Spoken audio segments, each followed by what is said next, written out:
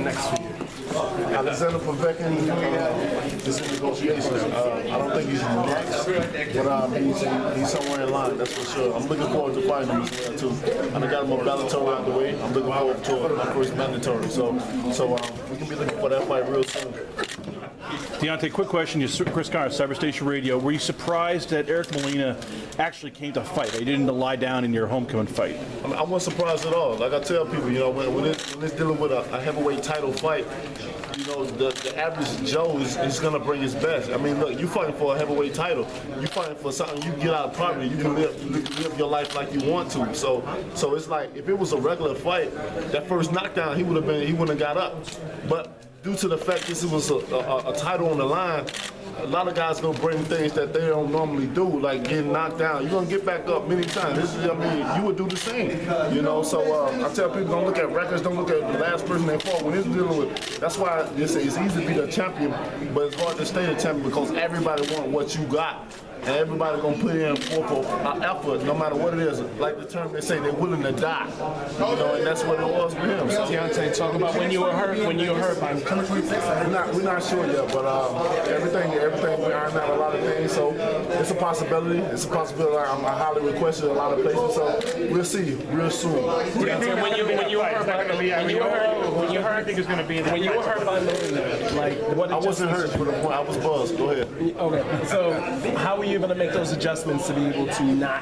I mean, it's part of boxing. You're gonna get hit. There's no fighters that ever been in there unless they just a one-hit punch and just got out there and not get hit. This is boxing. You're gonna get hit. It's the difference between buzz and hurt.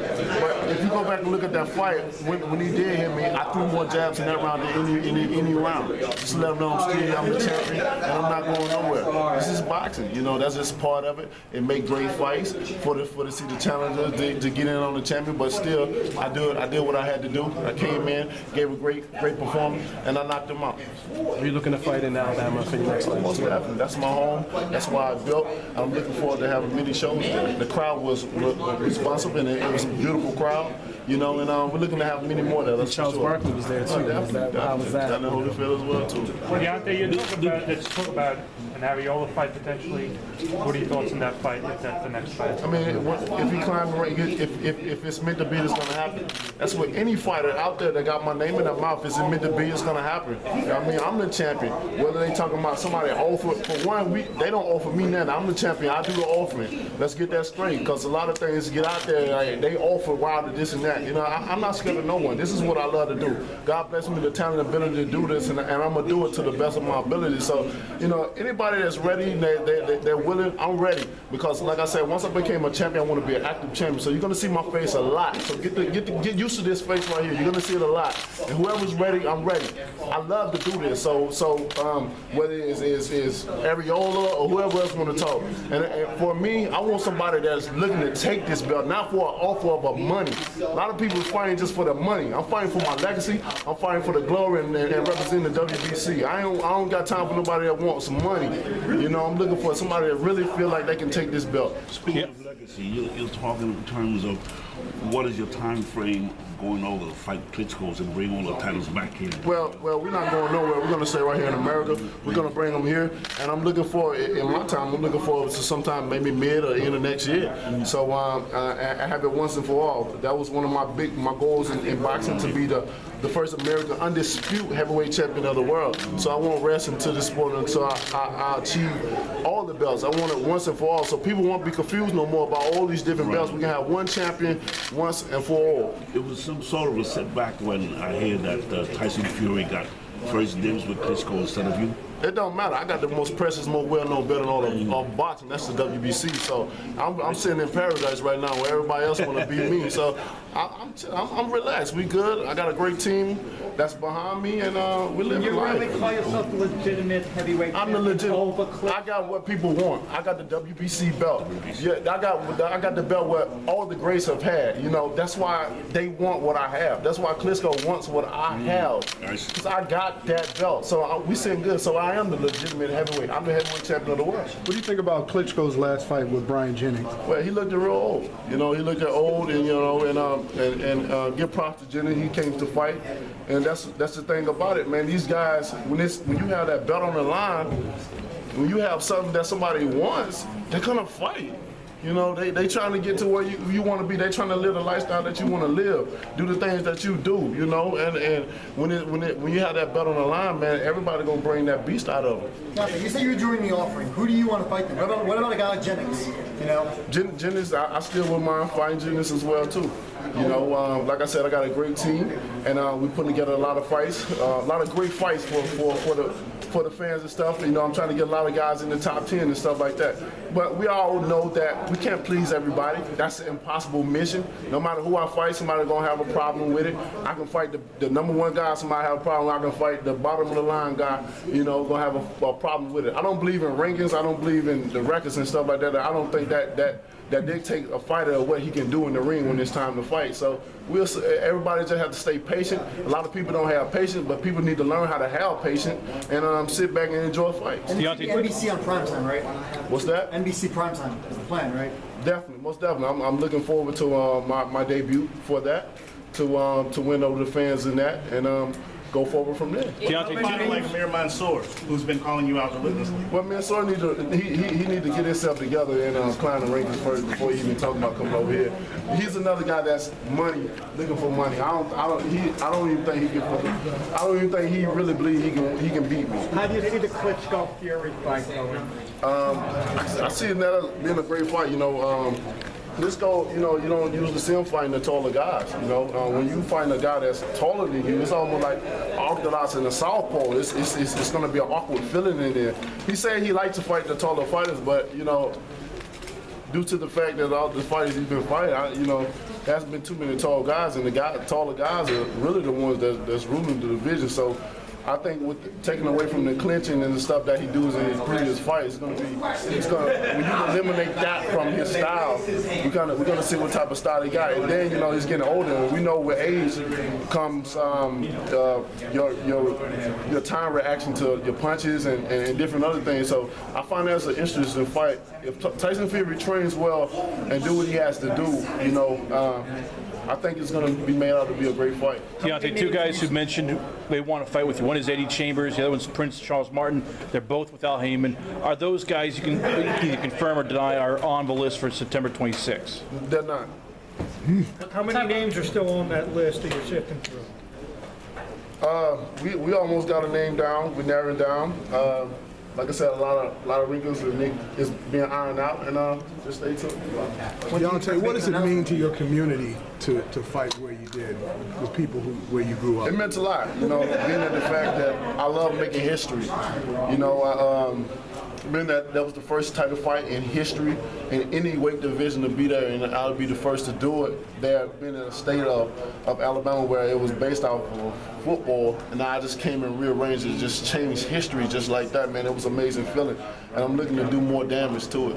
But what about the people, you know, from your background where you grew up, the people who were able to come see a big event? They enjoyed it. They enjoyed it, man. It was a dream to come to, not only for me, but for a lot of people, because we have a lot of fans there in the state of Alabama. You know, I had a lot of people that went to the instead of sharing tears, because they always wanted to see boxing. They always wanted to see a heavyweight title fight, and now they got the opportunity to see it right there in their backyard. How popular is your daughter in class? I asked her that before. I asked her, I said, "Babe, are you popular?" She said yes. So, yeah, you know, but with come the good and the bad, though. You know, with her, you know, she still, with her disability, she still get to the point where whether it's a child or adult, you know, get taunted or whatever and stuff like that. You know, being that she is, I don't like to put her in the spotlight like that, because, you know, people are gonna be people. You know, some people are gonna love you, some people are gonna hate you, some people are gonna love me, some people are gonna hate me, and those that hate me are gonna take out on her because they can't get to me. So, you know, all the thing we can do is pray for people. Yeah, I'd say, what type of level of opposition is December 26th? Obviously, Eric Molina was Eric Molina. Is it a step above from Eric Molina, or what are we looking at? We're always looking for a step above the next opponent. But, you know, whoever come in there, you know, it's going to be up to them, what they bring.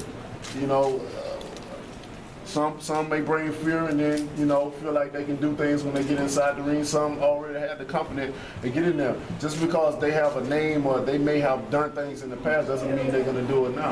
I'm a totally different person when people get in there. All this talk on the outside doesn't mean nothing. All this entertainment because of cameras doesn't mean nothing, because a lot of these guys will do something in front of the cameras, but the next note will go and DM you, man, I'm just doing it for the cameras. So, you know, it's all good and dandy for the entertainment part of it, but, you know, I don't think you can judge a man hard when it's time to fight for that title, when you look at records and stuff like that. I don't believe it. Did Chris Ariola's last performance take him out of the running with you? I didn't even see it, so I can't even respond on it. How about Tarver Cunningham? Could that produce a feature opponent for you? Would you take Good. All these heavyweights in here. You know what I mean? No opponent is out of the runnings. You know, this is the thing about boxing. You know, nobody is out.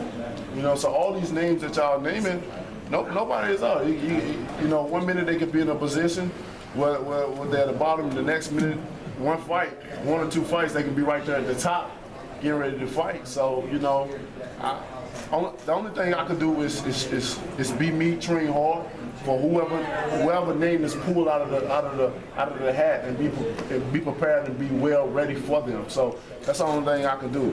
With all the fights that all the high demands of fighters that people want, you know, like I said before, just patient.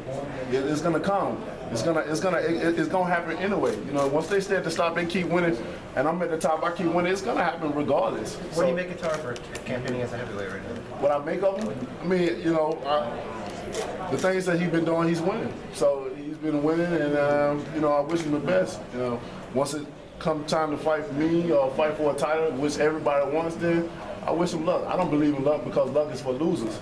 You know, so but I wish him luck, because when you fight me, it will be a loser. Deontay, Why not Povetkin next?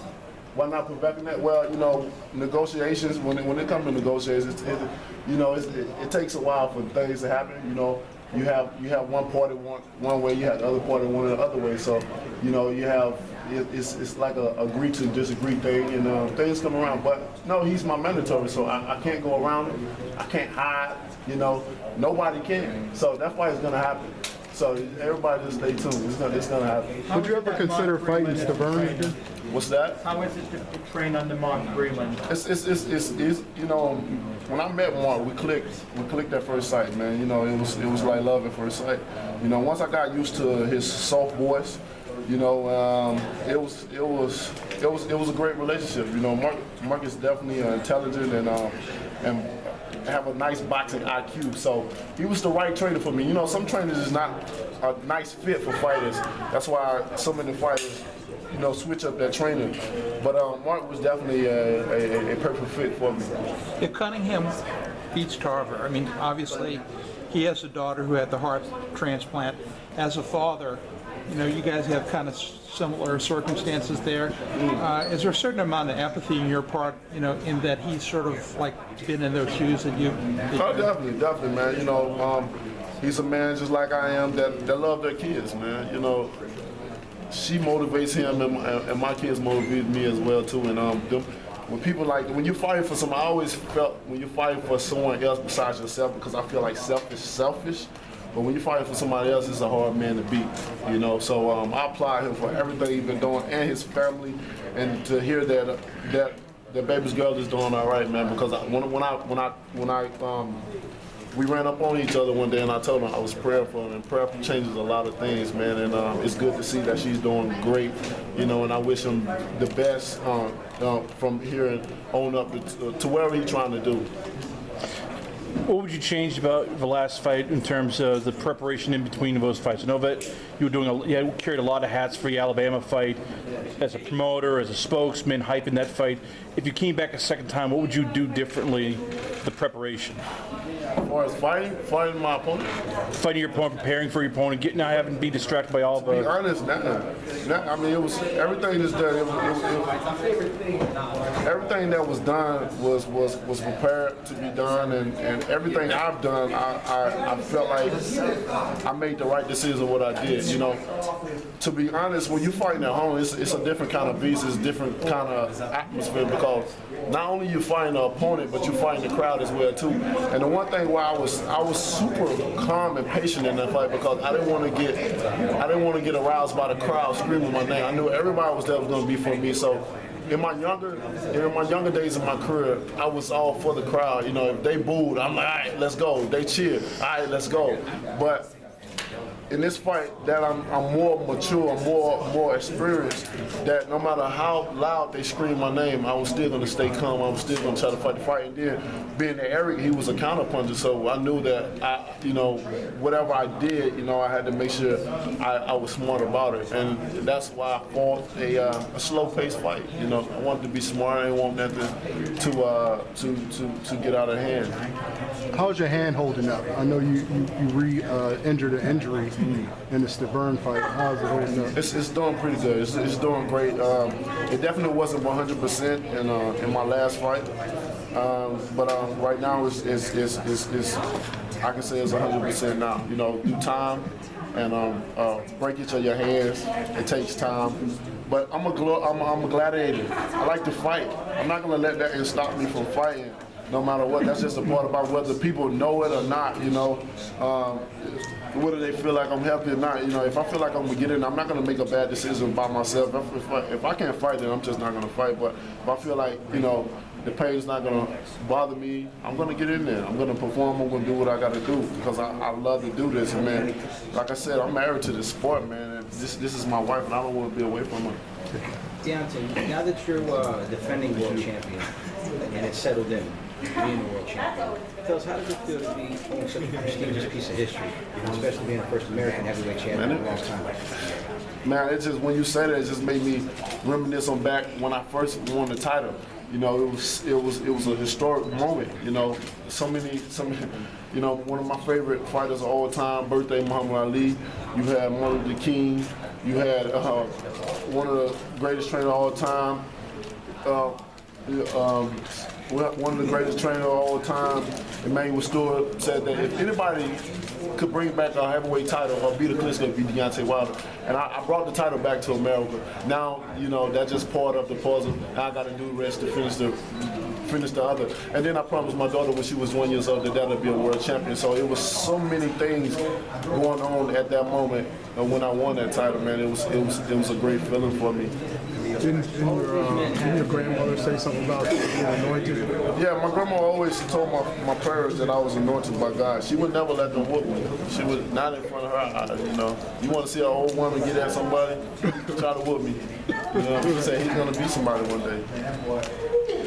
Is your daughter a fan of boxing? Does she watch your fights in front of the TV? She definitely watches my fights when I have fights. I would say she's the biggest fan. All she knows is Daddy. Daddy's finna fight, and she always wishes me well. And when I won the belt, one of the things that touched my heart is that most times you go to your children and if they do something good, you tell them that you're proud of them. But on the other hand, she reversed it on me and she said, "Dad, I'm proud of you." And that almost brought me to tears because, if you want to see me cry, I cry at good movies when you're dealing with kids and stuff like that. But when she said that definitely warmed my heart. And man, I was like, wow, it makes me go hard. Like, how can you beat a man that got so much on the line when you got these kids looking at you? When you got another man that's on the other end that's trying to take the food off the table for the kids or provide for their future or school or whatever they want to do, it's going to be hard to beat me. I don't care who it is. It's going to be hard to beat me. It's going to be hard. Deontay, how much does it bother you that you're still not considered by a lot of people either a legitimate heavyweight? There's people talking about Anthony Joshua, about Parker from New Zealand, of course the Klitschkos, and you're a guy who's beat Romain Stavern. Does it still bother you that you're not getting your due compared to the European guys? It didn't bother me then. Before I came champion, it don't bother me now while I'm champion. Like I said, this is a big world. People got opinions. They're going to express their opinions whether they believe in it or not. Some people just want a voice just so people can hear them, But, you got a guy like Floyd Mayweather that's undefeated and did a lot of great things in his career, and they still consider him,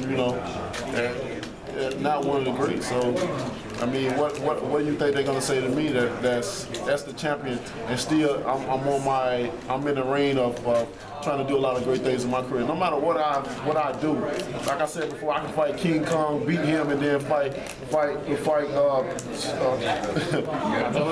Godzilla. There's still somebody gonna say, you know, that wasn't it, or somebody was too old or whatever. So, you know, I'm just doing what I'm meant to do. I feel like God blessed me with the ability and talent to do it, man. And I'm just going on with that, you know. Well, if Vlad, King Kong, and Anthony Joshua's Godzilla